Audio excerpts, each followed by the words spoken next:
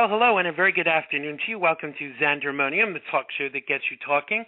I'm your host, Xander Gibb, and today, along with my co-host, broadcaster, Libertarian, and free thinker, Tony Losacco, I will be looking at this week's hottest topics, and we will be taking your calls on the issues that count.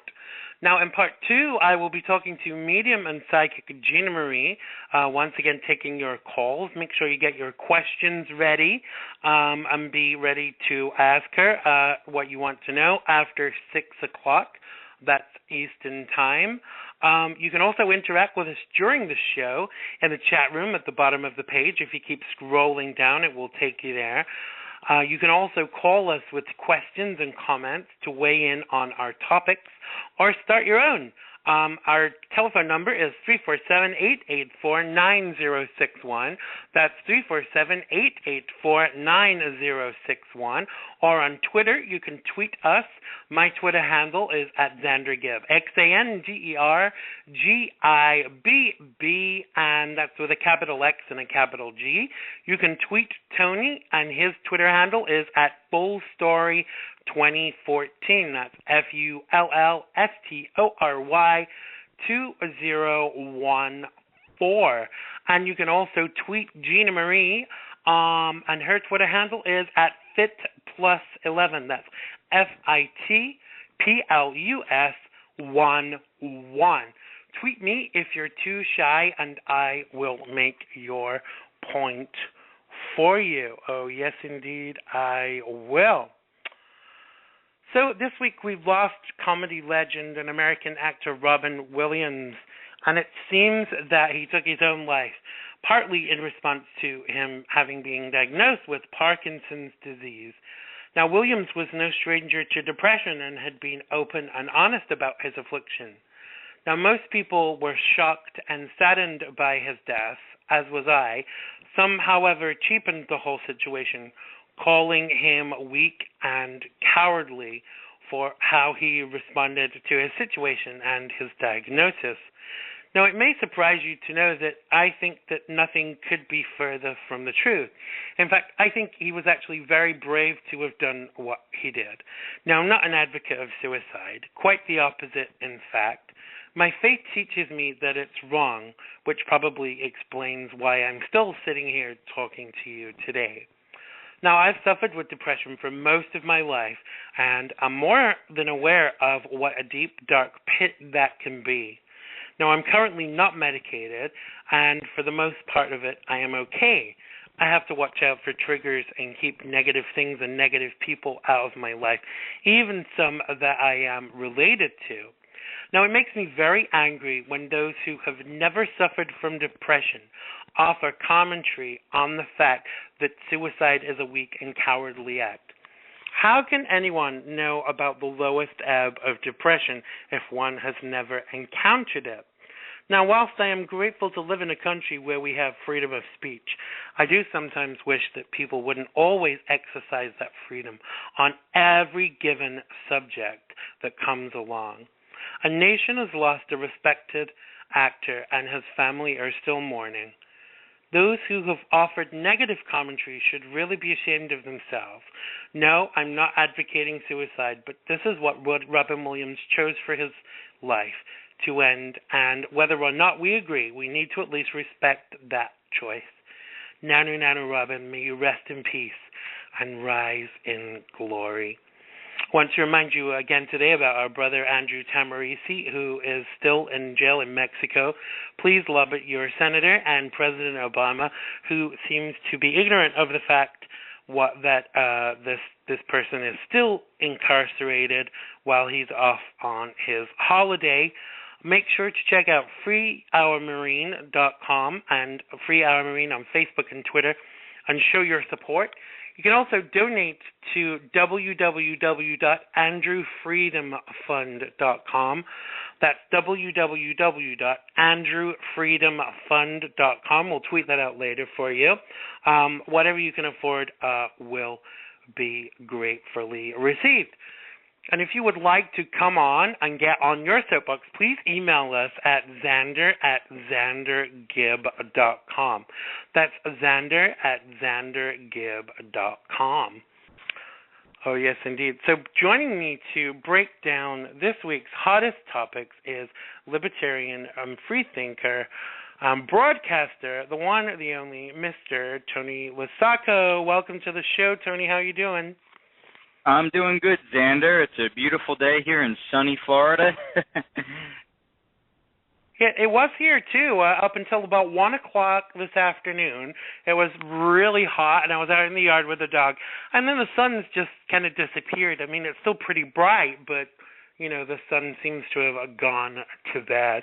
So how has your week been this week? Oh, I've been following the news very closely between Robin Williams, the Ukraine, and the riots, and I've just been ranting all week. Absolutely, and me too. As we've touched upon Robin Williams, what's your initial reaction to his death this week? Complete and total sadness, like the majority of sane Americans in this country.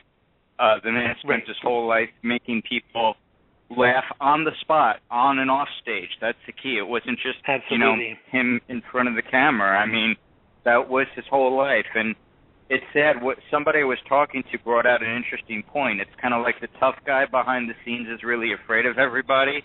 The funny guy behind the scenes was really depressed, and he gave people what he himself didn't have. What a precious, selfless act that is on the part of a human being. And I think a lot of the time, a lot of people who work in this industry, their comedic outlets are kind of like a mask. They make you laugh with them rather than let you see the pain that they're encountering.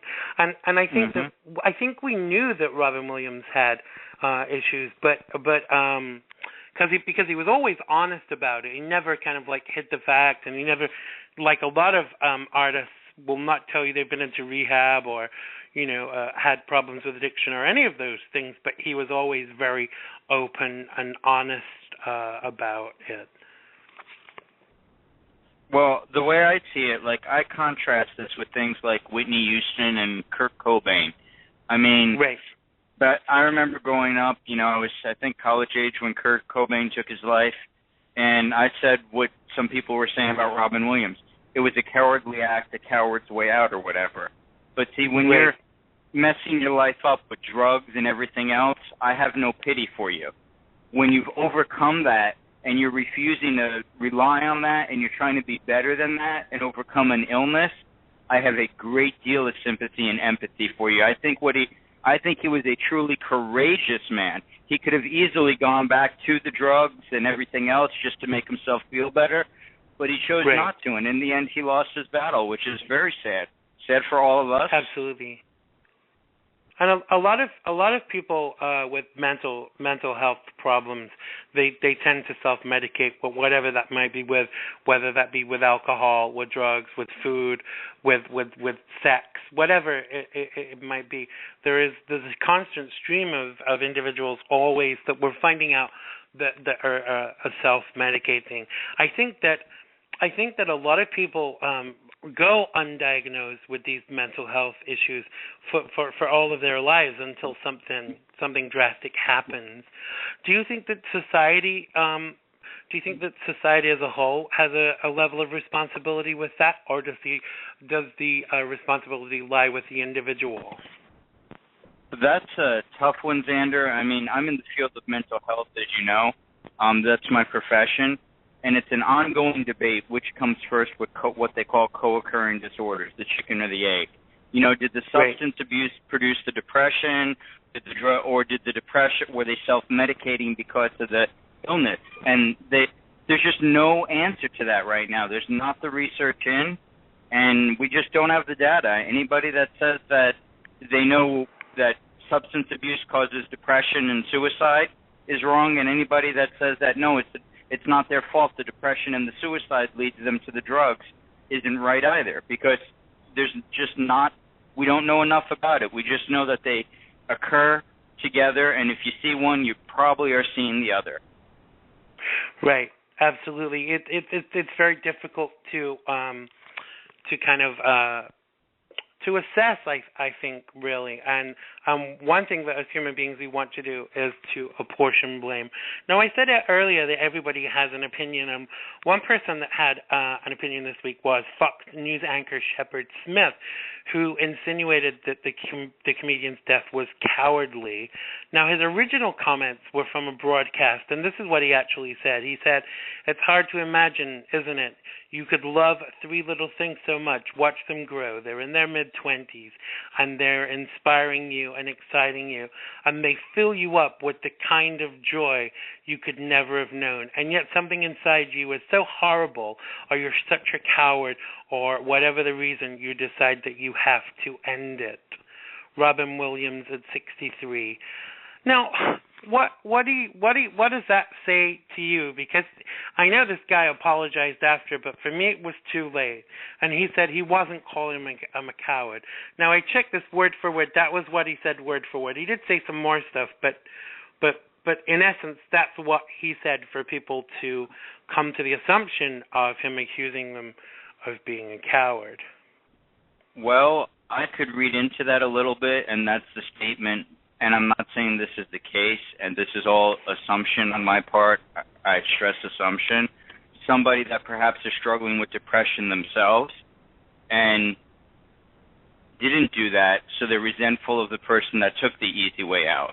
And I think that's something people need to consider with Shepard Smith in his statement. A lot of celebrities, like you said, go through it on their own and don't share it. It's very possible he could be struggling with those same feelings, and then he struggles with them daily, overcomes them, and then he sees the guy just doing it, and that's his reaction. I'm not making excuses. It's definitely a despicable, ignorant comment, but I could see how somebody who struggled with depression, if he is, in fact, and didn't do that, would be resentful of somebody who did do that. And I think that if that is the case with Shepard Smith, then he needs to come out and just outright say that and admit that and at least give some justification for himself. Otherwise, it's just plain uncompassionate and ignorant. And once again, I made the same statement about Kurt Cobain when he died. But that was a different story. That was somebody just really with addiction. Robin Williams, the thing about Robin Williams that distinguishes him from a lot of celebrities is he was an all-around good guy. I mean, there's no arguing that. I mean, unfortunately, I wasn't lucky enough to meet him, but I know people that have, and they've said that when they've worked with him, like a lot of big stars, they're kind of like, very unapproachable. He shakes hands with the cameraman, the guy that does the clapperboard, the runners. He makes friends with everybody on set. And I think that's I really respect that kind of ideology, because some stars have kind of got to the point where they think they're too big to kind of like mix with hoi polloi. But this guy was a real, he was a real person. He was like a man of the people. I remember when he first came on our TV screens, when he was on Mork and Mindy. Oh, absolutely. And I loved that show, and I didn't quite get it until I was older, that he was supposedly like from another planet and blah blah blah. But and even some of the stuff that he said, and that was quite risque, but it was funny stuff, And I loved his work, from then onwards. Everything from Mrs. Doubtfire to Good Morning Vietnam, and The Fisher King. I loved all of his work. And I think that when somebody this well-known, that's been in your living room every week for one reason or another, even though you haven't met them, why do you think that people this kind of thing has such an impact on people, that they're sad about someone they've never met?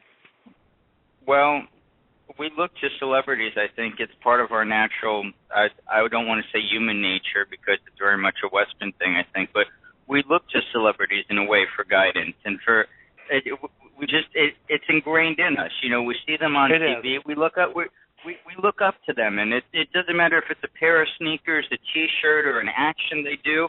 And that's why a lot of these celebrities, man, I wish they would be more responsible with some of the things they do, because it's not just kids that look at that. It's adults that look at that. And, there's some good examples of good celebrities. Like Robin Williams is the epitome of a man that struggled, shared his struggle just in an appropriate way, didn't go for the sympathy. Johnny Cash was another great man. You know, Johnny Cash, I love Johnny Cash for that reason. You know, no qualms about it. You know, he shared his struggles and used it to help people. And that's one of the most noble human things on the face of the planet, to be able to go through something yourself and then take what you've gone through and suffered and use it to help other people. But to me, that's turning a negative into a positive.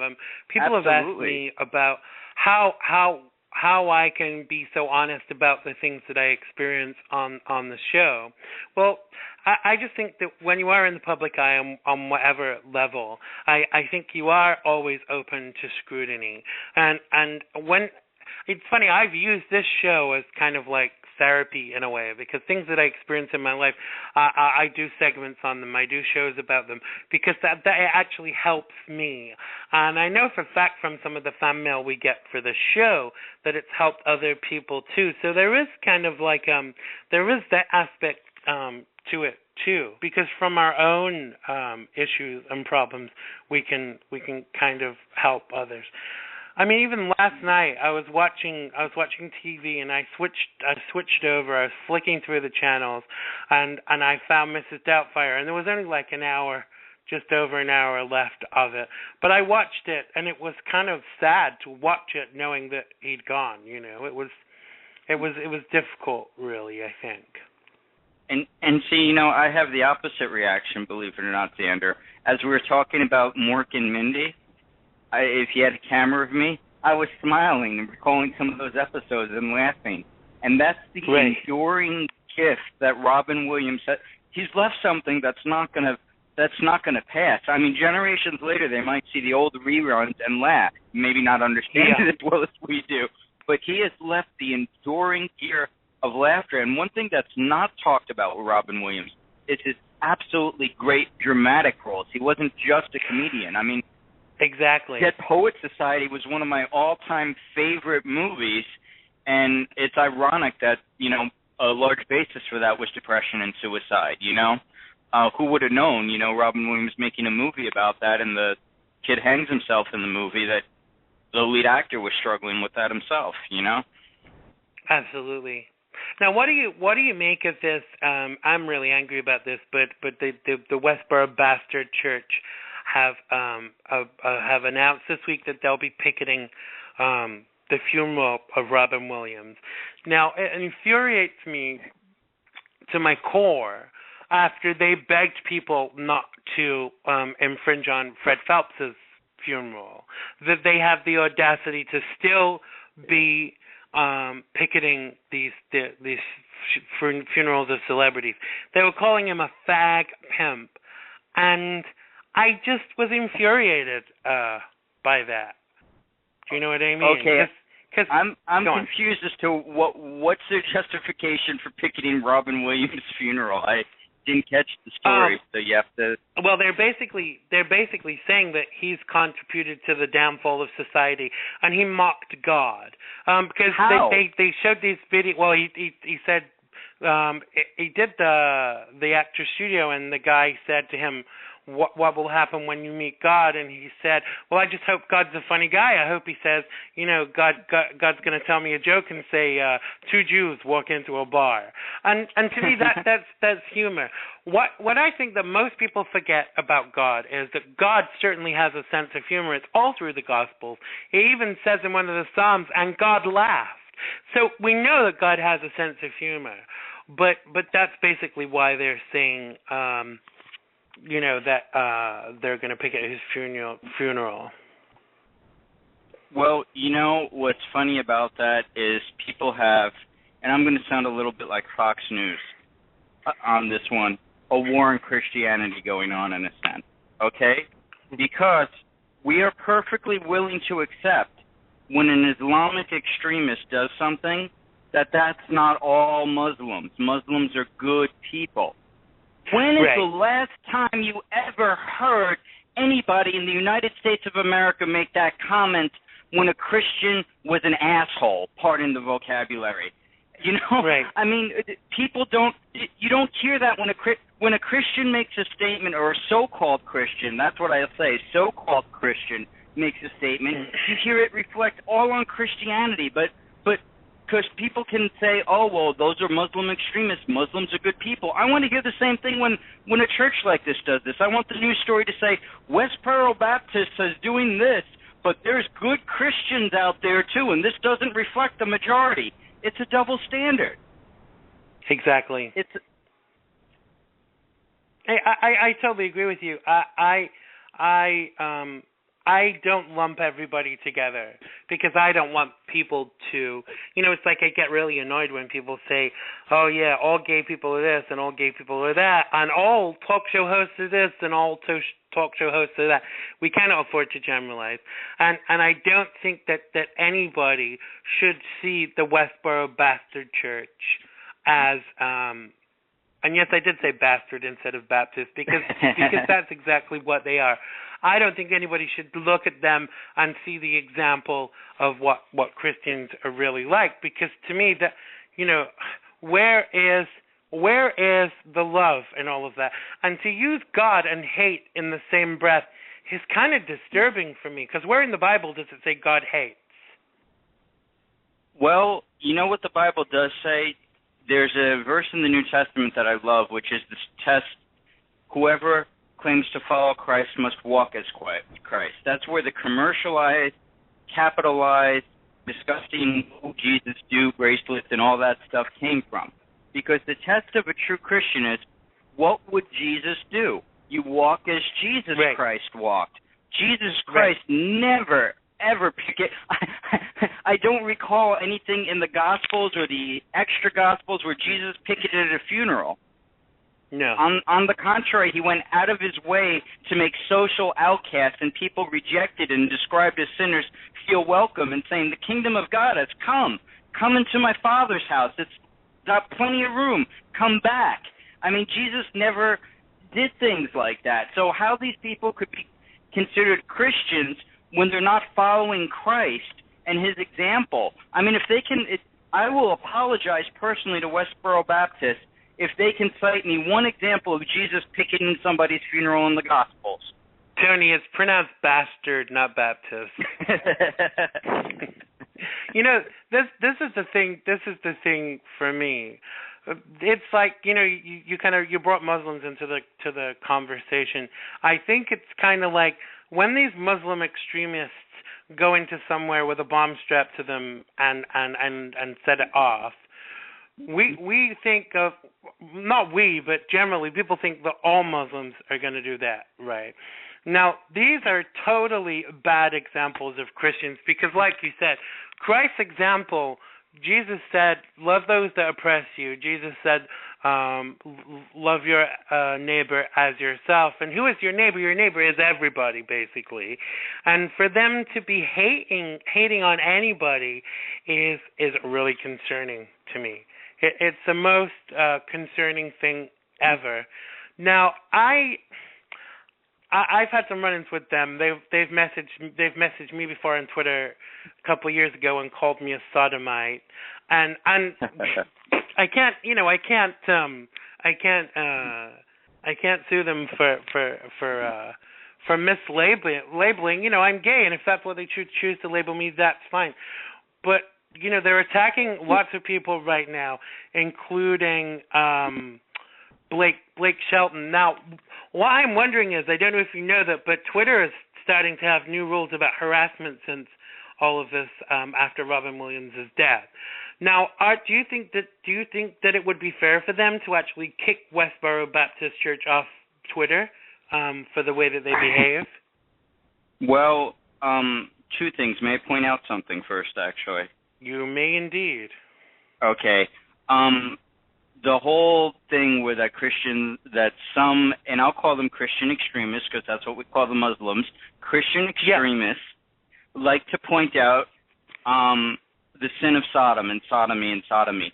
Biblically speaking, they're not reading their Bible right. The sin of Sodom is actually repeated in the Old Testament. I think it's in the book of Judges somewhere. The same exact thing. It is the sin of gang rape and lack of hospitality. Now, I'm not saying whether homosexuality is a sin or not. That's a whole other topic. But to to say the reason God destroyed Sodom and Gomorrah, you're not reading your whole Bible. That's not what it was about. No. But and anyway, go on. Go ahead. I'm sorry. Go on. No, I was just going to say, but surely the Bible teaches that there is no grading in sin. So for them to be concentrating on just one type of what they consider to be sin is kind of alarming, because what about the rest of the sins that the Bible talks about? Why are they just policing one kind of sin? Well, and that's what's so disturbing about it to me. And it's common with a lot of Christians where they don't read the whole Bible, unfortunately, and they take bits and chunks. But the real thing with the whole Sodom thing was the lack of kindness, the lack of showing hospitality and caring for a stranger. I mean, God condemns that more. That God will condemn you more, in my view, from my interpretation of the Bible, if you pass the homeless guy down the street off in your car on your way to church, as you would have the people in Sodom and Gomorrah. That's what the sin was, not taking care of other children of God and mutilating them and raping them. I mean, that was the sin, but people overlook that. Right. As for freedom of speech, well, I'm a libertarian on that one. I kind of, but even with freedom of speech, I'm all for freedom of speech, but isn't there sometimes, even with the facility of freedom of speech, sometimes don't we just need to shut the F up and say nothing? Well, Xander, I don't know if you've seen my post. I put it on my Twitter feed for once I actually had something on there. I defended a bully who made fun of a girl with cerebral palsy, okay? And I stand by what I said, and I expected some hate mail. I didn't get any. But basically, what I said was this. The man's actions were despicable. He encouraged his son to follow this girl. They were on the same bus stop, to her car, mocked her disability, and made fun of her. What a terrible bullying behavior. What a terrible example. What a disgusting human being. What I defended was the mother was taking sort of a picture of him at the time on the video and said, the police are going to love this. The police are going to love this. The man got 10 days in jail. We are at a dangerous point in the United States of America where people want everybody arrested for every little thing. Right. That man had the right to be an ass.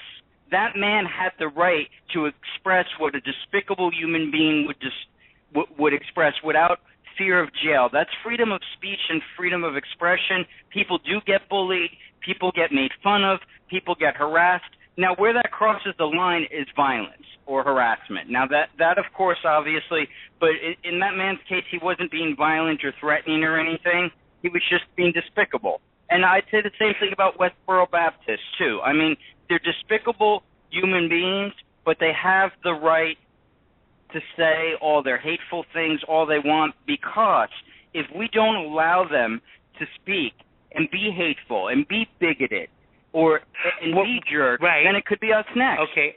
I mean, I agree. I totally agree with that. But Twitter are a private organization, and if you use Twitter, you have to abide by their rules.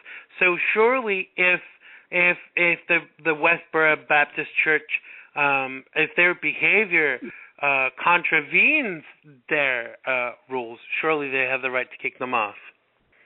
Because that's not a freedom of speech issue. If they're telling people they're whores and they're going to hell, it's one thing to have an opinion, but to behave the way that they do, attacking people, is of grave concern. So what you're saying, Xander, and I'm making a point with this. I'm not picking on you, is because Twitter is a private organization. Because Twitter is a private organization, they have the right for their service, if you go on their service, to make their own rules, whether you like it or not. Because they're a private organization and a private company, they set their own rules and they have the right to discriminate against people or kick them off or whatever, because they're a private company, not a public government entity, right? Is that what you're saying, essentially? Yes, I am. Okay. Well, then why can't the gay community have that same standard for Christian bakeries and Christian businesses who who don't make cakes. See, there's a double standard in this country once again. It's the double standard. Everybody's so upset with Hobby Lobby, and the argument for that is, oh, well, nobody's buying the private entity argument. Well, they serve the public. So it's okay on the one hand, but it's not okay on the other. It's a double standard. Either businesses and private organizations are free to do whatever they want, whenever they want, or the same rules apply to them all, public and private. But you can't mix and match. I totally agree. And there is I don't know, there is a double standard with this. Like when the hairdresser refused to do the woman's hair, who was the governor of New Mexico, he said, I cannot do your hair because I don't agree with your stance on gay marriage. And there was no difference between him saying that and with the baker saying, I can't make the cake. And I'll go a step further. This is in the homosexual community and the homosexual advocacy groups. It's part of their political cause, and it's a great double standard. They don't want people to have the freedom to say they're sodomites or say they're sinners or say anything against them, and they want to cut that freedom off. And they want to say, right. No, you don't have the freedom to do that. But they won't let, on the other hand, a private entity have the freedom to so they'll support, say, Twitter's right as a private organization to ban hate speech. But the minute a bakery turns that around and says, oh, well, we're a private organization, we have the right not to serve you because we don't believe in it. Oh, no, you can't do that. It's public access. Well, make up your mind. The Constitution applies equally. I totally see that, and I agree with you, but we only get pissy about it when it actually affects us. Not you and I just mean in general. Right. We only seem to get pissy about these things when it affects us, because if you start limiting what people can say on social media, which is happening. You know, I know people that have been banned for 24 hours and 48 hours for things that they've said. Even people who are transsexual, referring to themselves as trannies, have been kicked off Facebook for this very reason. And I think that's a real concern, because in the end there is really no free speech if we can actually limit that free speech by saying we're a private organization or whatever. I mean, I have nothing nice to say about Westboro Baptist Church. I really don't. But I would agree that they have the right to say what they want to say, unless it gets to the point where they're being harassing. Because to say something once, if I tweet you, Tony, you're a fat ass, if I do it once, that could be considered my opinion. I'm just using that as an example. I'm not saying I think you have a fat ass.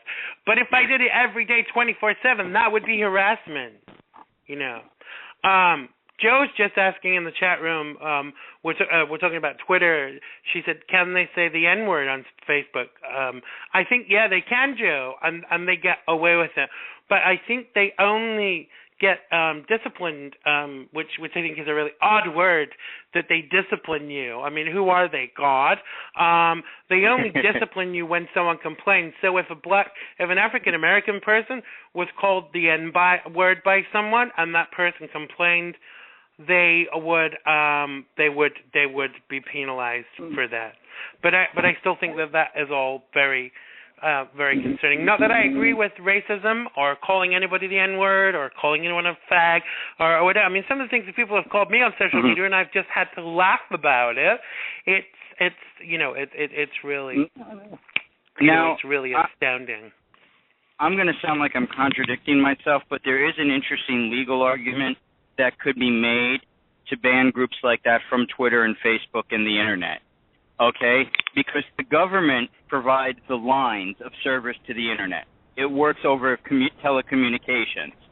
So an interesting argument could be made that because the Internet is the Internet and it runs through government lines and you wouldn't have access to the Internet without satellites and without the government's help basically, that the Internet could be censored because it's run in the public domain, therefore civil rights legislation and anti-hate laws could apply to the Internet, And you could extend all civil rights legislation saying the Internet's not a private domain, it's a public domain, the same as a public building. So that would be an interesting argument. I haven't seen anybody make that yet, but I would have a tough time arguing against that as a libertarian even, you know?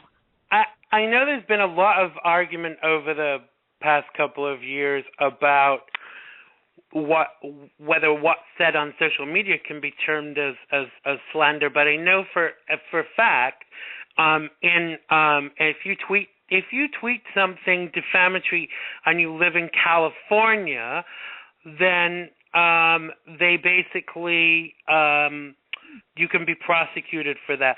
But all states are different, and state laws and my brain's gone, federal laws are two different things, you know? Yes, and I think the real line, I mean, it's a common sense line that just everybody crosses, including myself at times, with emotion. But the common sense line is this leading to the physical harm of another person or group? You know, is something I said going to cause somebody to firebomb a store or a group or a meeting or something, or cause somebody to kill somebody else? Then I'm not allowed to make that speech. No, but because go ahead, I'm sorry. That's inciting violence, isn't it? That would be considered. If I said, and I'm not saying this, we're just saying this as an example. If I said, go now and firebomb the Westboro Baptist Church, and somebody did, I could be held liable for inciting that. Right. Whereas if you say they're ignorant and they should be shot or they should burn in hell, that's freedom of speech then. And I think it's just a common sense distinction that we lose sight of in this country when we get emotional on political topics, quite honestly. Is it offensive or is it harmful? And there's a big difference between being offensive and harmful. Offensive is protected by the First Amendment. Harmful is not protected by the First Amendment. Definitely not. Definitely not. So what I want to do now, I want to change the subject totally. I want to talk a bit about what's been going on in Ferguson and the riots there, because the police chief, Tom Jackson, made a statement this week and said the police officer that shot and killed Michael Brown was not aware that the unarmed 18-year-old was accused of robbing a convenience store just minutes before the shooting. And the initial contact with Brown was not related to the robbery. And Jackson also clarified that Officer Darren Wilson, who shot and killed Brown, wasn't even responding to a call about the robbery, as initially reported. Wilson instead stopped Brown because he was jaywalking earlier in the day, and Brown's family accused the police in Ferguson of trying to justify the shooting by attacking Brown's character and tying him into the robbery. Now, what do you make of all this, Tony? What do you make of the fact that someone's been killed, and what do you make of the way that the people of Ferguson have responded to all of this? You sure you want me to give my opinion on this, Xander? Well, no, we got you on the show just for the sake of it. Of course, it doesn't have to. You don't have to agree. You know. I think I'm going to do what so many people are doing. Remember the last show I ranted about everybody was labeling everything and anything domestic terrorism?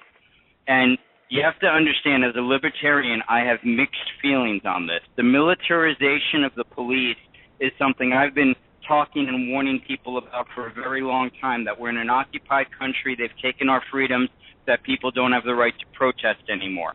I have said that for a very long time, and now it's mainstream news because a reporter got roughed up. This is what they've created post 9/11. Your freedom's gone. So I'm against that in general. However, domestic terrorism was occurring in that city. Those people were terrorists. When you firebomb businesses and go in and bust windows and take other people's things and make bombs and throw them at people and shoot at people, you deserve to be shot. You deserve deadly force to be used because you are using deadly physical force. They deserve to have rifles trained on them. You see, I've done some research on this, but I still can't kind of get to the bottom of it. Are you saying that this looting and all of this started before the guy was shot? No, it started after the man was shot, but nothing justifies throwing Molotov cocktails through businesses and harming innocent people, and that's exactly what they were doing. Totally... They deserve to be shot. Totally I mean, agree the with police were restrained as far as I'm concerned. Wait. You have to... Tony, stop. You have to clarify. Are you talking about the original guy that was shot? Are you saying he deserved to be shot? Because I thought the looting and all of that didn't start till after that. Are you talking about the black guy that got shot? Right. No, absolutely. So people know what you're saying. Absolutely not. I am so sorry. Thank you for allowing me to clarify that. I don't know what happened. The facts will come out. The protest, peaceful protests, are right in line. The poor man was shot. That needs to be investigated, and the officers held accountable if they did something wrong. I am talking about the looting and the violence that occurred afterwards. What do you expect the government to do if they sat there and did nothing as Molotov cocktails are going through the roof? I know if I had somebody throwing a Molotov cocktail at my house, I'd be dialing 911 and expecting them to come out with tanks. You know? If people are shooting up my windows, I would expect an armed military presence to defend me, and I would expect the authorities to use deadly force if necessary to defend me. When you start bombing things with explosive devices, shooting, busting out windows, stores, rampaging, you have to be met with force. I think I totally agree with you, but what I cannot get to the bottom of, this is the thing for me.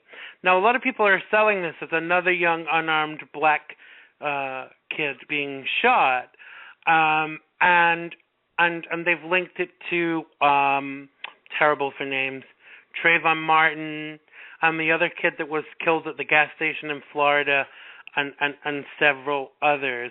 And people are kind of like expressing the opinion that because nothing was done about Trayvon Martin, that essentially what's his name got away with that. That this has started to make the lives of young black people of a lesser importance. Well, I did speak a little bit about that on the other show, actually, last time I was on the air. There's something wrong with the system in itself, and I understand their frustration because I think they're like a 30% minority and a 60% arrest record. They are targeted. They are singled out by the system, and that's wrong, and that needs to change. But I don't think that's along racialized so much as social, economic levels, and the inner cities and things like that. So I think people mistake that with race. They do have a legitimate gripe. Would this young man have been shot if he was white? We don't know. But I think it's fair for them to say he wouldn't have been because they're the ones being pulled over by the police across this country. They're the ones being arrested. They're the ones sitting in the jails. I mean, it's completely disproportionate, and it's offensive, and it's a bad thing, but that's the system that's broke. Nothing justifies the use of violence and terrorism, though. Like I said, how would these? What's gotten on my nerves about this is the regular mainstream media saying peaceful protest, peaceful protest. They're drilling that into everybody's head. I want those reporters to sit around, and I'm going to take a moment and talk. Well, I will. Okay, freedom of speech. I would like to see those reporters saying peaceful protest have somebody at their house with guns, rocks, and Molotov cocktails. And I want them to report on CNN then that those are peaceful protests. Wow. And see, that's the lie of the mainstream media, and that's the problem. They've chosen to focus on one aspect of the story. But how can that be seen as peaceful? Peaceful protest to me is a few people standing around with placards, not Molotov cocktails and looting businesses and things like that. But you know, and the other generalization that comes out of this, which I do really resent, I am sure there are some police officers out there that are discriminate, but it's not fair to actually to say that every police officer is out looking to shoot young black kids, because that's not the case. You know, I know lots of police officers, and it's a very difficult job. And I just wonder,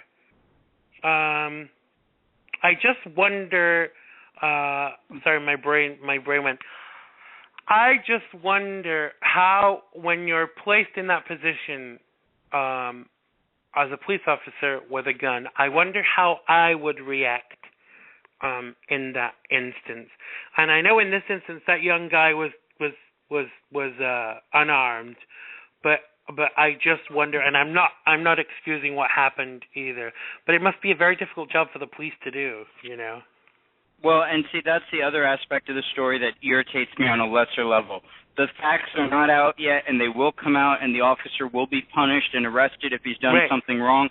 But we saw the size of this young man, and they were originally making him out to be innocent. I'm sorry, if you're committing strong-armed robbery, whether the cop knew it or not a few hours before, you're not innocent. You're not Mr. Good Guy. And the size of him, if they were in a physical struggle, that officer had every right to use deadly force. Now, I don't know that he did or didn't, or whether he was racist or not, or whether it was a tragedy. I'm not saying because I wasn't there, but there could be a foreseeable situation if there was a struggle going on where he had the right to use that deadly physical force, armed or unarmed.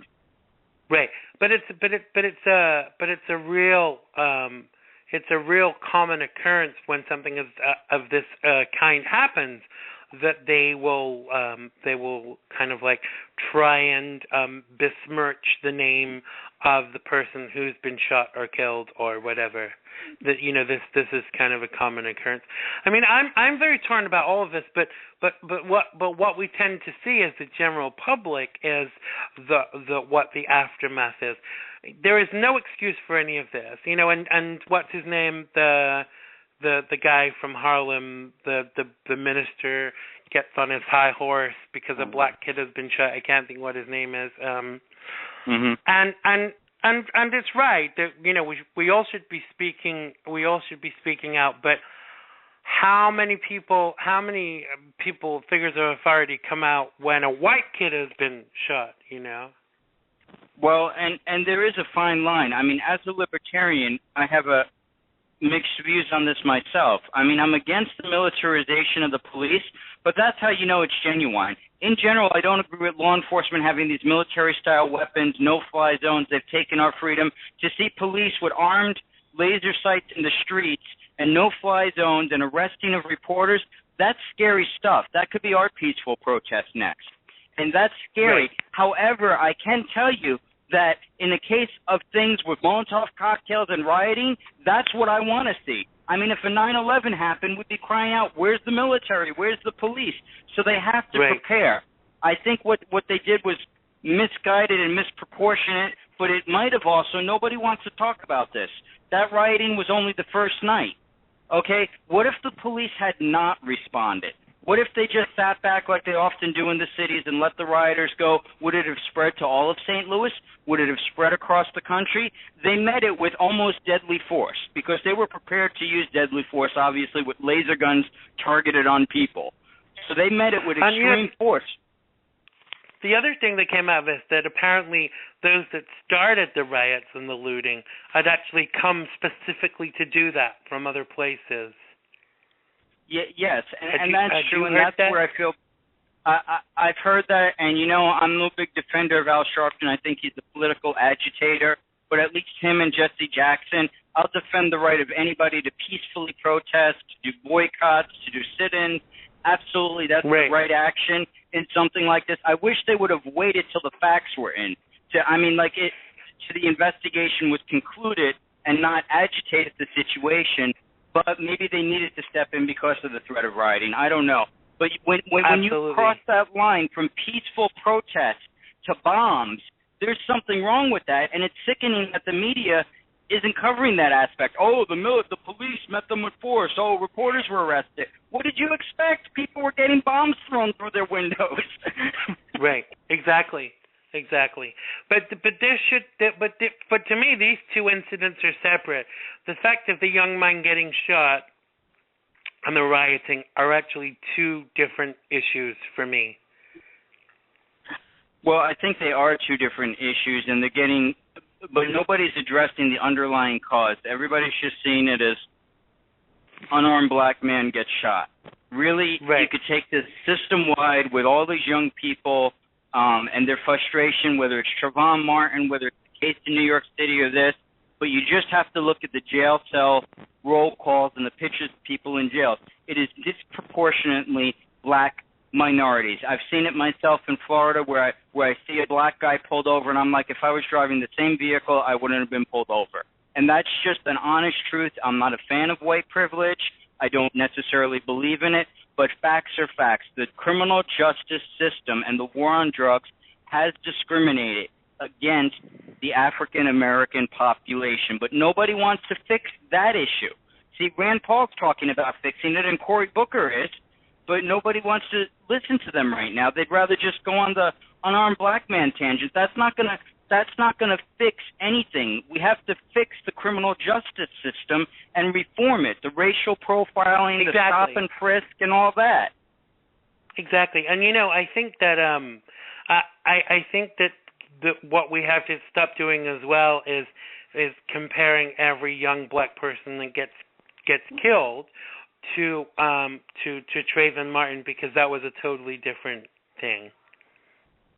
Absolutely. You see what I'm saying? In fact, especially in this case, I mean, with Trayvon Martin's case, I don't recall any video coming out later of him committing a crime. I mean, they tried to smear him, you're right, with some hot things or whatever, but there was no evidence to suggest he was a criminal or a bad person. Whereas this guy's a big guy, and you have a video a few hours earlier of a strong-arm robbery. Well, that kind of puts things in a different light. You can't defend that no matter what. That doesn't mean the officer's actions were justified, but you can't say that this was a gentle giant then and a good guy who was doing no bad.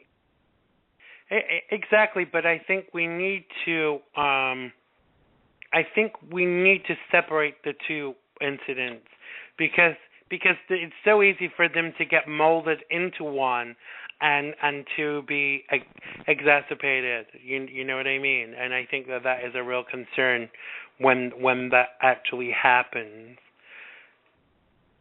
How would you separate the two incidents, Xander? Like how do people distinguish? Because everybody lumps them together, Well, I think you have to separate them, because what I've seen is, and I probably need to know more about what went on before I make a decision about where I stand. But people are saying that these riots were totally in response to a young unarmed black kid being killed, and that was not the case. These people had come in from other towns to start these riots. Troublemakers had come to actually do this. But what this does is it actually detracts from the real issues. And see, that's the side of it, and that's what's really irritating me about this, is the media is not reporting that aspect. The majority of these people are not the peaceful protesters during the day. They're a whole different breed and a whole different group of people. I've heard stories that they're gang members agitating, and I don't know if that's true. That's not confirmed or whatever, but that the riots are actually being done by the gangs taking advantage at nighttime, and it's got nothing to do with the protest during the day. Now, once again, I don't know if that's true, but that's one of the rumors out there, that they're two totally different groups of people, like you said. But, see, that falls on the black community and the activists then, which they are doing a good job of, calling for calm and peace and peaceful protest. But I think people like Al Sharpton and Jesse Jackson also have a responsibility to realize that their words can agitate that on in the evening. When you're chanting slogans like no justice, no peace, Sean Hannity said it himself. He said, Hannity, who I don't usually agree with, said, wait, this isn't peaceful, because they were talking about how the father was calling for peace to the young man, right? Peace. Right. And Hannity pointed out, that father's not calling for peace. He's saying peace, but he's wearing a no justice, no peace shirt. What does that mean? What message does that communicate to these young people? So when you're chanting in a peaceful rally, no justice, no peace, well, what exactly do you mean by no peace? I mean, it's implied. People don't want to talk about these things. People don't want to talk about the truth anymore. When you're saying no justice, no peace, okay, no peace, what's that mean? That's an incitation to violence. It is, and I think we have to be clever enough to see these things for what they are, because essentially people are always going to want to escalate situations, and that's a concern for me. You see, I am convinced that when we get the facts about what happened, because this will have to be investigated, we will actually find out exactly what's gone on with this situation with this young black kid that was shot. And I think, like you said at the beginning of this conversation, they should have actually waited to respond until they found out what was being said, you know? And Yeah. the concern is that when they don't act on the facts, they react on what they think are the facts, it really detracts from the whole situation. And I think these people that came in from out of town, especially just to be able to riot and cause problems, that escalated all too, you know. Well, I just like people to think about, you know, what would have happened had the police not responded in that way? Where would we be at today? And there's an underlying issue here, which is the militarization of the police. They had a no-fly zone imposed over that area, okay? Right. The scary thing is our government is fully prepared to put down any peaceful protest it wants at any time. We don't have those freedoms anymore. This is making news coverage now because the reporters got arrested and roughed up. But the truth of the matter is they were coordinating with Homeland Security probably in their response. All these little whistles and bells went off, all these policies and procedures that they got the tanks, the guns in there, the helicopters, the no-fly zones, and that could happen anywhere. I mean, that could happen in a peaceful protest, and that is an underlying issue that nobody wants to touch. Has our government gone too far? In this case, I'm grateful for the intervention. It probably saved lives, and it needed a heavy-handed response. But we do need to be aware about the powers we're giving our government to have these things, because what happens if the government unleashes that on a completely peaceful protest? Right. But let's consider just for a moment what would have happened if they didn't go in heavy-handed. Why should all those private citizens with businesses, et cetera, lose all of those businesses and stuff? Because people have chosen to riot to make issue of what has gone on. You are right. We do need to curb it. We do need to keep a check on these things and these people. But I really do think that it was a good level of response with this. It was a good call for them to get in there and do something about it. And this is separate of them investigating what happened to the young guy whose name escapes me. I do apologize. But we've come to the end of our time together now. Tony, tell people where they can find you on social media, because you're now on Twitter too, aren't you?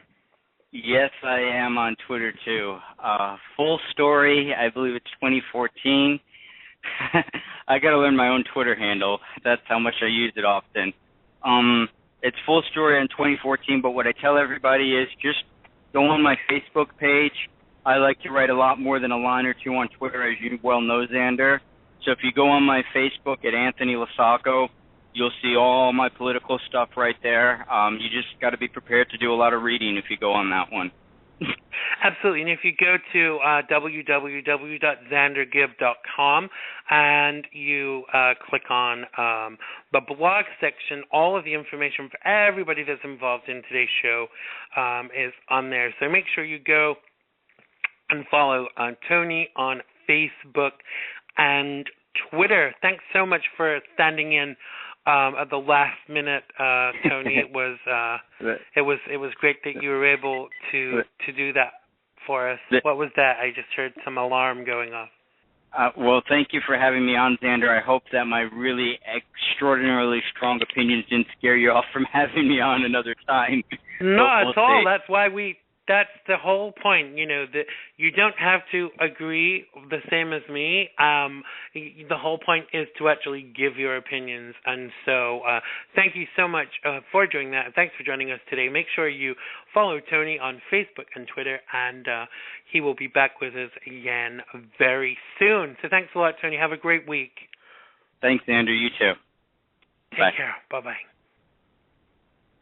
That was Tony Losacco. Make sure you follow him on Facebook and Twitter, and tell him that Xander sent you. Oh, yes, indeed. So although I am a very skeptical person, I have, over the past few years, been becoming increasingly interested in the psychic arts. Now, certain mediums really impress me and go far beyond anything that can be considered merely guesswork. Now, the existence of life after death and what happens when you die is open to many theories. My personal beliefs may differ from yours, but no one really knows. So my guest today is a medium and a psychic, and we will be taking your calls. So get your questions ready, and we'll be giving you the number in a little while. Please join me in welcoming back to the show the fabulous Gina Marie. Good afternoon, Gina. How are you doing? Hello, Xander. I'm good. How are you today? I am fabulous. I wish the sun would come out a little. It's kind of hiding right now and looking like it's going into Dullville, but I'm willing it to come back out. So how has your week been this week? Well, I come to South Jersey once or twice a month to do some readings for my clients, and today I'm in South Jersey, and I had a very busy day filled with lots of readings because I have not been in my South Jersey home for a while. So today was pretty busy, lots of readings, and I haven't been to my house in a while. And when I came in, I realized the mouse decided to come, so he decided to visit us through our meetings, and that was entertaining. So brilliant. Today, yes, I brought my cat to New York, and so that's been my weekend so far, readings and trying to get rid of this mouse. Absolutely. So I wanted to ask you, because this is something that I always find makes me very curious. Now, you lost someone very close to you this year. Now, do you find that when you've lost people that are close to you, do you try to contact them, or if they contacted you, or what is your experience with that kind of thing? Okay, so my mother passed away when I was 2 months old, and my grandmother raised me. So and my grandmother just recently passed away, so she was like a mother to me, very, very close. And my uncle, who also helped raise me, lived across the street from my house here in Jersey. And I never had experience talking to one of my relatives that passed because I never had spoke with my mother.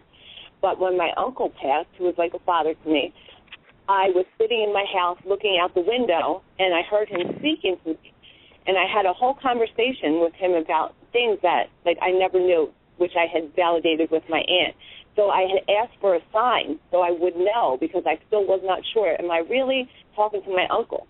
And I asked for a sign. And all of a sudden, in his empty house, all the fire alarms and the water sprinklers went off, and 4 fire engines came down the street to go into an empty house, which was abandoned for months. So I would say that was abandoned. But back to my grandmother, who just passed. Before she passed, she knew of my abilities, and I had told her, I said, Grandma, I want you to live to 100. And I told her, if you ever go, do not go so far away that I'm not able to talk to you. And, I made sure I got this message right across to her. Do not go so far. So I'd say from the time she passed, amazing things have happened. Things would take up your show. But so many things have happened. And, yes, I'm able to have conversations with her and hear her as I hear you. And my connection with her is amazing, as it still is today. I can hear and talk to her. And it's too much to actually say that this stuff is coincidental. Would you agree? One or two things can be seen as coincidence, but when there's ongoing occurrences, you can't explain it away, can you? No, and I've had this different abilities I've recognized through my years, things I didn't understand when I was 4, and as I grew older, different experiences. But even when I realized, and in my 20s, that I was a medium and I was listening to other people give me messages, I still questioned myself, and I would give people, when I just started out, my friends, and tell them what messages from someone would pass, and would get names and things that I would get. Right. I still amaze myself to this day. Even some of the readings I did today and some of the things that came out, I still say to myself, wow, how could I still get amazed myself. So absolutely. Things I explain. I was just going to say, shall we? We've got some people calling in, so let's just explain what we're going to do. Now Gina Marie's not going to give you full readings, but she's going to try and answer some questions for you. So if you want to give us a call now, our number is 347-884-9061. That's 347-884-9061. If you've got questions for Gina Marie, don't be calling up and asking her questions to ask the Robin Williams, because that's not going to happen today. But give us a call. We've got someone now. Let's bring them online. Okay. Hi there. You're live on Xandermonium. What's your name and where are you calling from? Hello. Hi. Hello. What's your name and where are you calling from? Hello, I'm Cheryl. I'm from the UK. Hi, Cheryl. Welcome to the show. So you're live with Gina Marie. What's your question? Just wanting to know if there's anybody out there. Okay, this question, when people ask me, is there anybody out there, that is a question that I definitely can answer when I have time for longer readings and I'm able to zero in. But at this time we're pressed, and for me to just search and do what I call spirit catching makes things a little hard. So I would ask you. So do you have a more specific question? Is there anybody close to me or around me? Because I feel as if there is. Okay, well, I'm going to tell you that you definitely have spirit guides and angels that are around you to guide you, as we all do. So as I'm picking up and listening to you, do you have a certain message that maybe somebody wants to come through to you? Would probably be a question that you would like to ask me. So when I listen to you and I hear you, I feel like somebody has passed for you, and this is somebody close and significant, a significant other, a person that was close in your life, and someone has passed that has led you to sorrow, and you want to know if someone's out there. So yeah, I would say to you, of course, yes, they're there, but you still question, are they here, are they listening to me? So I want you to pay attention to signs that's around you, things that this person would have liked, because signs could be something as simple as you're thinking about this person, and then you see something that reminds you of them as you're thinking of them. That's something proved to you. That's a sign to know that they're still around you. So are they around? Yes. Are you paying attention to the signs? No. You have to quiet your mind, think about this person, and ask them to give you a sign, and the sign will be presented to you so that you'll see it. But you have to slow down, have a conversation with them like me and you are speaking, and sure enough, if you quiet your mind, have a conversation with them, and look for the sign, but this person is around you, you will find this sign. But, you know, I'm also getting from you that although you feel sadness and grief and definitely a loss, that you have to, one, realize that they're always going to be around you. Two, realize that this life here is not the end all, so you will see them again. And live your life now with their memory, but moving ahead to the future. And forget that you can grieve, but get over the sadness and move along with what's in your life right now. Who has something to offer you now? Who's going to come across your life now? Because you still have lots of life and lots of people and lots of things that you have to do still. And you're not very sad. You're not burdened down by this, but just live in the light right now. Yes, okay. So do you have another question, maybe something about specific life question that you might ask? No, not really, no. Okay, so I want you to know that your other significant, your person that you're thinking of, is definitely around you and always will be, and you have them in your mind and in your heart. have a conversation with them, and then ask for a sign, and guaranteed you'll see one. Good, thank you. You're welcome. Thanks very much. All right, thanks for calling, Cheryl. Have a great week. Take care. Bye. Bye-bye. Bye. Bye. Bye. Yeah, I think I kind of think sometimes the people have like a general feeling about things, like a general question rather than a specific. But No. I think sometimes people are afraid to be too specific. That's true. So what happens go on. is, like, someone like this woman, she'll ask, do you feel anybody around me? That's a question, like, I feel all kinds of people around you, but do I have to a specific, yes, I do pick up that it is someone that's significant for her, which was a significant other or someone that's in her life. I do pick that up. But, do they have a specific message? Her specific message was that she should definitely have a conversation, look for things in the light, and move on to live your life. That, unfortunately, is something you need to move on.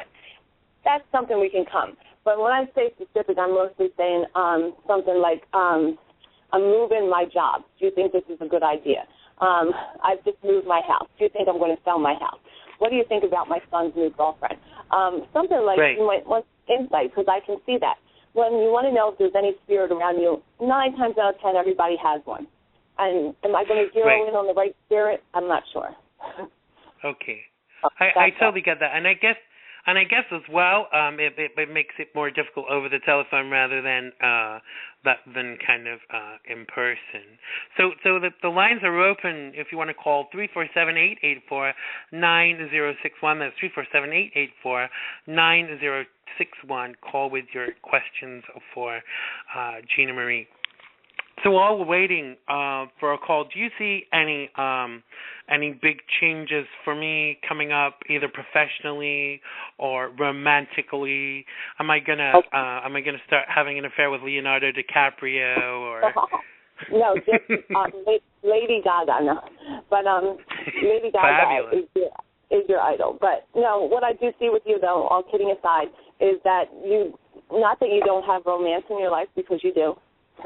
So don't act like you're fat, because you've definitely had good relationships in your life, and lots of good things have happened to you. So will you find something better, and will you find something that you're very happy with?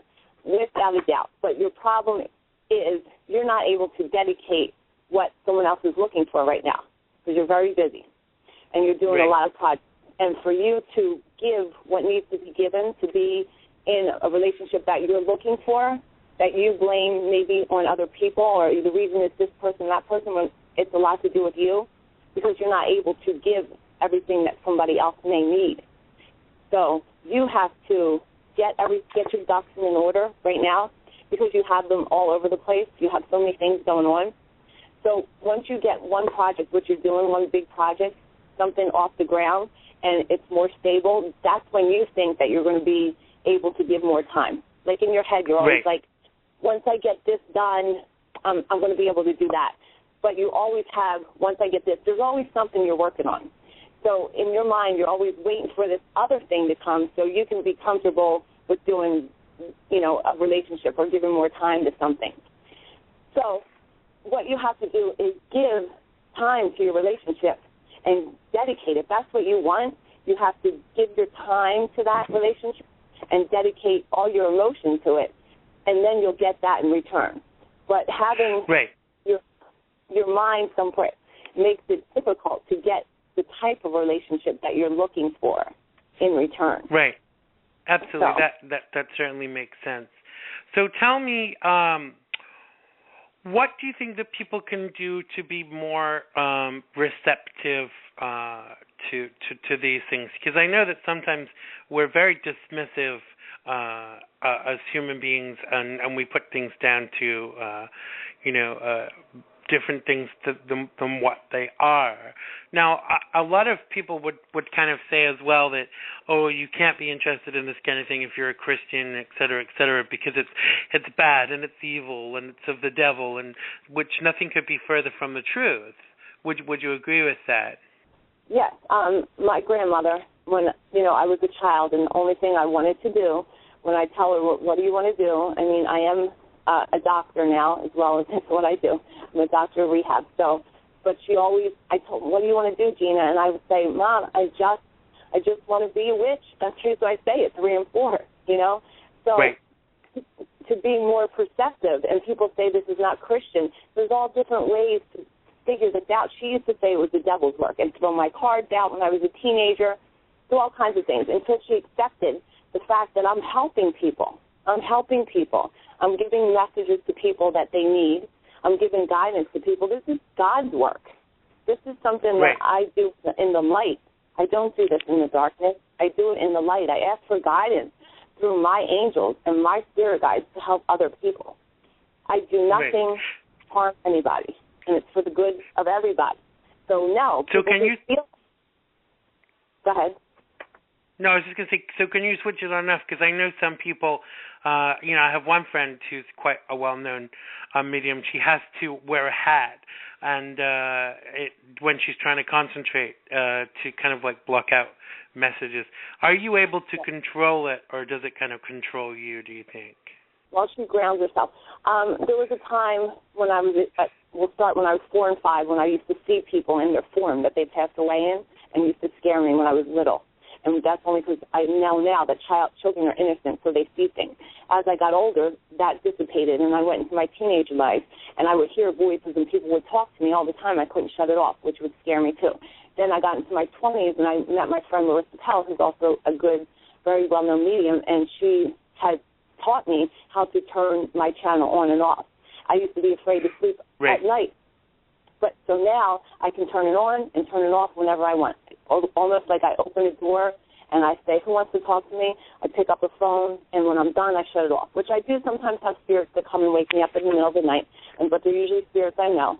And I can tell them I don't want to talk to them, or I can. So I've learned how to shut it on and turn it off. But it took years to figure that out. Right. And, So it's a skill.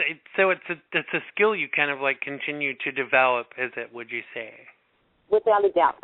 Like I said, as long as I can remember, I've had different abilities. As long as I can remember, since I was 3, 4, right. as long as I can remember that. But my abilities and my way that I use them have changed from my, young life to my teen life to my early 20s, and now I'm in my 30s. So it's all changed every time. It just gets different, right. and I get more skilled. It's like a tool. You definitely have to work to use it, and I get more information, and I learn how to tune into different higher powers all the time. So, yeah. Someone in the chat room is asking that, and I'll read you verbatim what she said. She said she lost someone when she and he were both 18, and she said she would love to hear from him, but she says, do you have a what? She says, do you have a message from her friend that she lost when she was 18, and how could she truly believe anything that's how she's feeling about the whole thing? Okay. But she said she's heard from him a few times in a dream. This is Joe, who's in the chat room. Okay. Joe's in the chat room, and he's asking about a friend when he was 18 years old. Joe is a she. Right. Okay. Joe as in Joanne. Okay. And she's asking about a friend that passed when she was 18, and she said she's heard from him in a dream. Okay. Well, dreams is definitely right where people come to. So tuning in. Okay, let me tune in on Joanne because I'm getting some messages here. So I feel like, how can she know this is true? Okay, so Joanne he was definitely close to her. It looks like when he passed, it was a passing where, to this day, she's older now, so it was definitely a passing where it still weighed on her heart. She felt like maybe they had a friendship that didn't carry its course, or, she looks back and wonders, like, how it could have been or what would have happened if he was still here to be with her. So am I picking Joe up right now? Do I hear anything?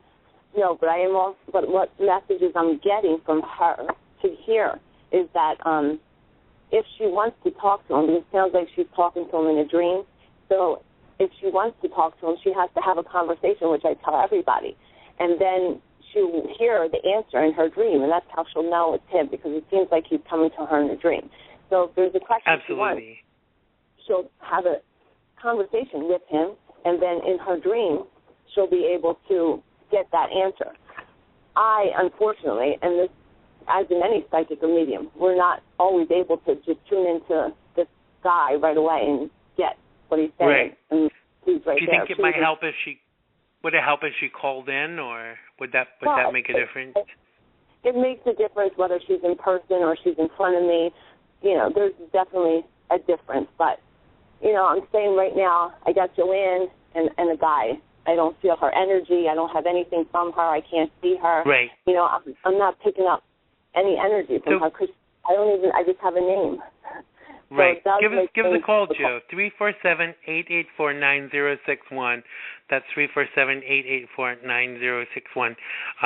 So Gina Marie can get an idea of your energy. I just want to touch on the dream thing, because one thing, when my father died, I dreamt about him a lot. And the first time I dreamt about him, I said, "What are you doing here? You can't be here because you're dead."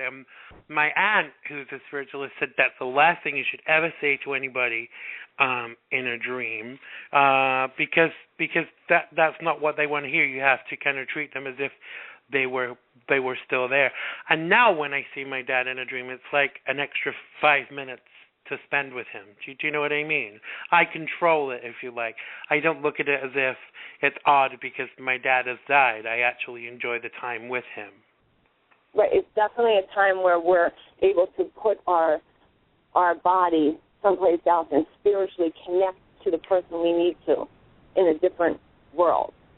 And it's okay if you say to him, you know, "Wow, you're passed," or "You're here. It's great that I'm talking to you." Sometimes, you know, they know they're not here, so they know. And this has happened to my grandmother came to me, and I said, "How do I know this is you?" And she's like, I felt my hair getting pulled. She goes, is that good enough for you? You know, like, wow. So I was like, oh, okay. But so it's okay. They know they're gone. You don't have to say, "Hey, you're not here," because sometimes even different spirits that come to me, I'll ask a question when they come to me, and I'll say, "How do I know this is really you?" And some of the answers I get is insane to validate it's them. So it's okay for you to say that, because if you say that, they'll be like, "Oh, you're not here. How do I really know it's you?" They're going to give you or tell you something that is going to, like my friend's dog passed, and I was like, "How do I know this is really you?" And he said, "Tell my mom that I can't figure out the puzzle." Well, this was crazy to me. So I said to her this, and she starts crying. It turns out she put these treats in this little toy puzzle thing, and he had to figure it out. So that was my validation, because believe me, I still thought I was crazy. My hearing this dog spirit, it always makes me crazy. Yeah. So I had to tell her, and that was my validation. So if you ask for something, they're going to tell you. You know, you're going to hear it. So you can say to my dad, "Hey, Dad, how do I know this is really you in my dream?" And he's going to say something to you that's going to make you not doubt it. And you'll say something like, whatever he says, believe me, you'll know. Yeah, I have a theory that everyone has these capabilities, and when people talk about things like, had a bit of a sixth sense about it, and when they say, I kind of felt it in my stomach, and I didn't feel right about this person, all of those things are kind of connected to this I feel, and although it's a lower level of the intuitive scale, I do think it's a part of it, and I think it goes back even further. Because, like with animals, like in the wild, like the animals know that the lion is there, even when the lion's a mile away, because it's instinctive. They kind of like know that. Do you agree with what I'm saying, and do you think that all of these things are kind of connected to all of this too, about the abilities that we have that we just don't really tap into well enough? 100%. We all have. We all have ability to play tennis. Some of us are pros, and some of us are okay, but if we practice, we get better. We all have intuitive ability. Some of us are okay, but some of us get better, and then if we practice, we're great. It's just like a talent that we all have. We're all, minus a disability, we're all able to play different sports or play different things. We're all able to do it. But some of us are just born to be better at it. and we're more able to tune in. We're more innate to it. So it's just different levels. But absolutely, we all have the ability. And if we all listen and practice and use the skill, we get better at it, just like anything. Even if I completely stink at basketball, if I go on that court every single day and I practice, I'm going to get better. So if you listen to your intuition, you practice, you meditate, you tune into your voices, you quiet your mind, you're going to get better at listening to it. So it's kind of like a skill and a gift and a talent, anything like that. Absolutely. Do you remember that Lifetime did a few years ago? They did a series on this, and every Friday night they were giving people. There was a TV show, and they were testing. They were teaching people how to heighten their psychic abilities. Did you see that show? What's her name was involved in it? Gosh, my brain is gone. I've got that Sunday night brain freeze. She's I know her really well, and her name just won't come to my. Lisa Williams. She was involved in it too, and she had a show that was on just after it called Life Among the Dead, and there was a great response to that series because people were trying these exercises and were really kind of like getting something from them. And they took like 6 people to places where things had happened, and they said, what do you think actually happened here? And some of them like had no clue, and it was all guesswork. But others said, yeah, there was a murder here, and it was actually someone famous. It was this and this and this. Did you watch that series? No, I did not. But it's the kind of same thing where you go and you think of something and you send this message to your friend. So you're thinking about it. This is a good exercise actually to do. So you give the message to your friend, like you're telling your friend that she has to go water her flowers. Just an example. So you're putting this message.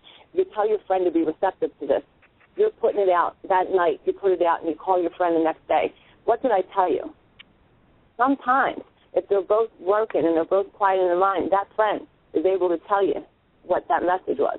And that's a good way to practice, to see. You give a message to someone to see if you, the friend, being the friend, ask someone else to give you a message if that friend's intuitive, because she might get that message. So that's a good practice if you want to know. Think of something, or go through, when I first started, go through pictures. And I started looking at pictures when I was a teenager and telling my girlfriends about the guy and what's he about.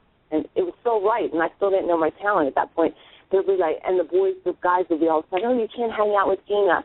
You can't hang out with her because she makes things up. But all the time I was telling my friends the true stuff. As a teenager, I thought I was good at it, but really I had an intuition.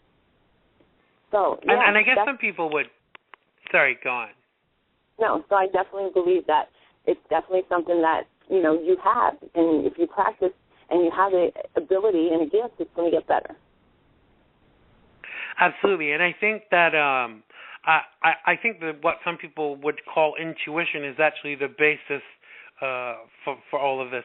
Because it's really funny. I mean, I would never say I'm a psychic or a medium, but I'm a very intuitive person, and I have a very good BS-ometer. I can tell when people are lying. It's just, I don't know. I mean, I'm just very good and very intuitive. And my initial response to someone is usually very correct.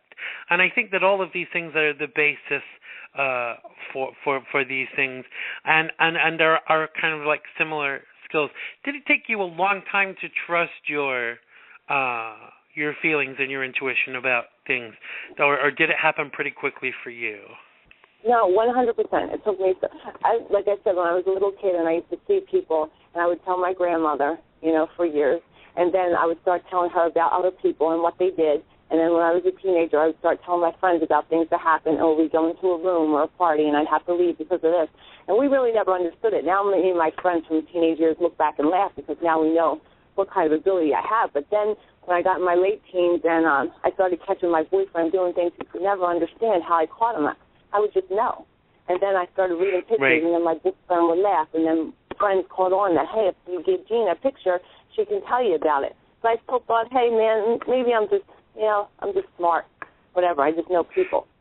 Then when I started becoming in my 20s and I started giving people messages. I started thinking, hey, I might have something. You know, then like in my early 20s, I met Marissa, and I started reading for her and seeing clients. And then my first mediumship experience where I actually knew what was happening, and I still questioned it, and people would validate it. And I still question myself, like, wow, am I just smart? Am I just picking up their things? Maybe I just knew that, and I'm smart. She probably told me something that made me think that. You know, and sometimes I still say, wow, I still can't. It still amazes me, some of the things that I come up with. So, yeah, you always question it, and you always want to know. And someone that doesn't question it or thinks they don't know, I don't know. Me, I'm always questioning and wondering and learning and trying to figure it out and trying to test myself in another way. I watch different missing persons. I take the test. I write it down, and then I check up on the case later. Like, I always test myself to make sure because I still can't believe it. So, yeah. You always test I don't think it's a bad thing to test yourself. It kind of like hones your skills, and I think that's with anything, you know. You know, it's you know, it works with anything really. And yeah, and the thing is, when I tell my clients or my friends, I want to make sure I'm right. And that's why I always have to ask when I'm getting a reading or a spirit does come to me. I have to ask for something, like, you know, different things. Like my friend, who I didn't even know her mother, talked about her wedding and, you know, not to wear the blue eyeshadow. And it turns out her engagement party, she wore the blue eyeshadow. And she talked about a heart necklace. So I asked them for something that there's no possible way I would know. Because not only is it going to validate to my client, but it's going to make me feel good. Like I'm giving the right information. So I need to know validation. So if I'm getting a spirit to me, and that spirit's here because this person's in front of me, and they know they're having an appointment with me, and I tell people that come for my readings, tell whoever you want to come that you have an appointment, invite them, because they're coming with you. They're coming. Absolutely. So, absolutely. And 9 times out of 10, they walk through my door, and they brought that spirit with them that they wanted to come, whether it be their mother, their friend, and that spirit's waiting because they told them, hey, I'm going to see Gina Monday. She's going to be able to talk to you. They hear you. They're over there. They're coming. So I ask for a sign, and that's how I'm able to validate not only for them, but, again, I need to validate for myself, too. So, absolutely. Yeah. So we're coming to the end of our time together. Tell people where they can find you on social media, and are you available for like private readings if people want that? Yes, they could definitely.